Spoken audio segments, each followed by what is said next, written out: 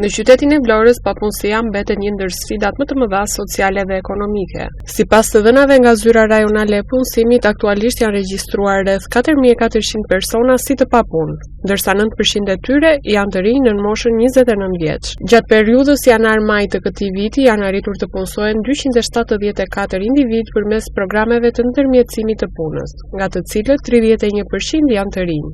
Tregu i punës në qytet vijon të karakterizohet nga sezonaliteti dhe muaj qershor-gusht pritet të sjellin një rënje të përkohshme të papunësisë, falë rritjes së kërkesës për punonjës në sektorin e turizmit dhe shërbimeve. Numri i punëkërkuesve të papunë që janë aktualisht të regjistruar për rajonin e Vlorës në drejtorinë rajonale të AKPA Vlorë është rreth 4400, ndërkohë rreth 29% e tyre janë punëkërkues që janë të grup moshës deri në 29 vjeç. Treguesit e punësimit për periudhën janar-maj në drejtorinë rajonale të punësimit Vlorë është 274, ndërkohë 31% e këtij treguesi qëndron për grup moshën deri në 29 vjeç. Periudha qershor-gusht është periudha më intense për të ndodhur punësimi në rajonin e Vlorës, sepse ne jemi koshient që tregu është kryesisht sezonal, edhe pse ka një shtrirje të sezonit. Pritet që është periudha që realisht ulet numri i papunësisë në rajon dhe njëkohësisht rritet numri i punësimit të treguesve të tij për këtë rajon. Aktualizojra e punës, përveç gjithë portofolit të shërbimeve për informimin, këshillimin dhe referimin për punësim, ka edhe programe të dedikuara me mbështetje financiare, të cilet quhen programet e nxitjes së punësimit. 3 shtyrat kryesore të këtyre programeve janë punësimi, formimi nëpërmjet punës e praktikat profesionale. Aktualisht, Drejtoria Rajonale e Punësimit Vlorës vijon të zbatoj programin e garancisë rinore, që është një program kombëtar i cili pilotohet në 3 rajonet e Shqipërisë, në Tiranë, në Vlorë dhe në Shkodër.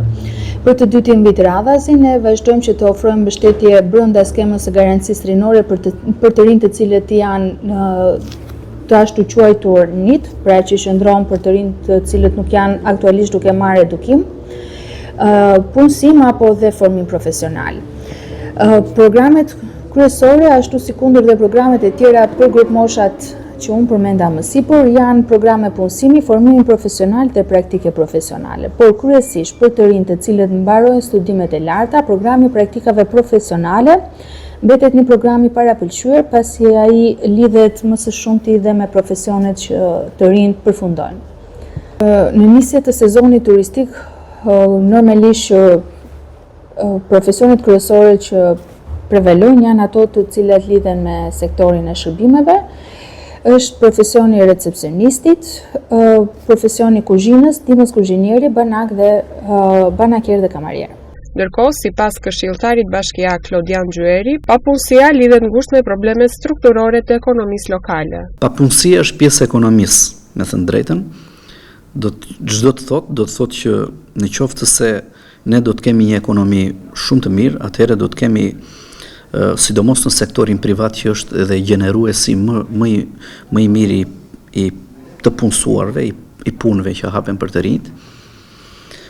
Do të kemi në sektorin privat më shumë punë nëse ai do të ketë një ekonomi më të fortë. Fjala vjen, do të kemi për një person, do të kemi 6 apo 7 vende pune, ku ai mund të zgjedhë një prej tyre dhe nuk do të kemi 2 apo 3. Kështu që papunësia apo punësimi lidhet sigurisht me sektorin privat, por njëkohësisht edhe me ekonominë e fortë ose një ekonomi e dobët, që në fakt papunësia në qarkun e Vlorës mendoj që ka shifra të larta, sepse sektori privat po vuan. Çuditërisht, në fakt, fokusi i qeverisë është edhe tek sektori shtetëror, administrata shtetërore. Po, ka disa të punësuar në administratën shtetërore, por në fakt ajo nuk gjeneron ekonomi. Sektori ku duhet i ketë syt politika, me politikat e veta ekonomike, duhet jetë sektori privat.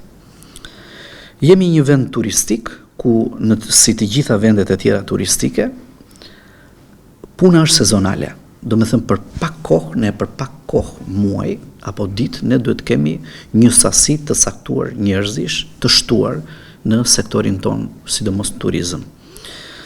Së pari njerë janë krijuar ngërçe sepse kemi ikje largime të rinjve, ikje të qytetarëve tanë, për një arsye shumë të thjeshtë, nuk kanë gjetur veten dhe nuk kanë gjetur punën e duhur, mundësitë e duhura në vendin tonë. Rrjedhimisht çfarë kanë bërë? Kanë marrë valixhet e kanë ikur në një vend tjetër për t'i gjetur dhe për të përballuar problemet e familjeve të tyre. Automatikisht ky boshllëk, sidomos kohët e fundit, e shohim që sektori privat është fokusuar dhe ka drejtuar syt tek të huajt. Sipas specialistëve, përmirësimi i tregut të punës kërkon më shumë mbështetje për sipërmarrjet vendase, programe trajnimi për të rinj dhe krijimin e kushteve për zhvillim të qëndrueshëm ekonomik në sektor të ndryshëm përtej turizmit.